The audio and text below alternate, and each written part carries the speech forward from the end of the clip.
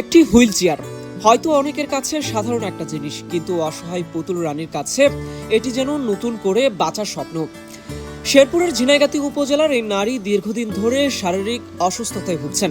বয়সের ভার আর শারীরিক জটিলতায় নিজের মতো করে চলাফেরা করাও হয়ে উঠেছিল প্রায় অসম্ভব। অভাবের সংসারে একটি হুইল চেয়ার কেনার সামর্থ্য না থাকায় প্রতিটি দিন কেটেছে কষ্ট আর নির্ভরতার মধ্য দিয়ে। পুতুল রানীর এই অসহায়ত্বের খবর পৌঁছে যায় স্বেচ্ছাসেবী সংগঠন ভয়েস অফ ঝিনাইগাতির কাছে।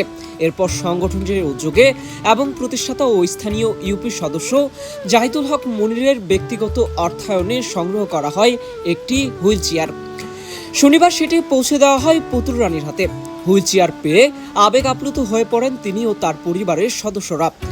মুখের হাসি আর চোখের কৃতজ্ঞতায় যেন বলে দেয় এই সহায়তা তাদের জন্য কতটা মূল্যবান।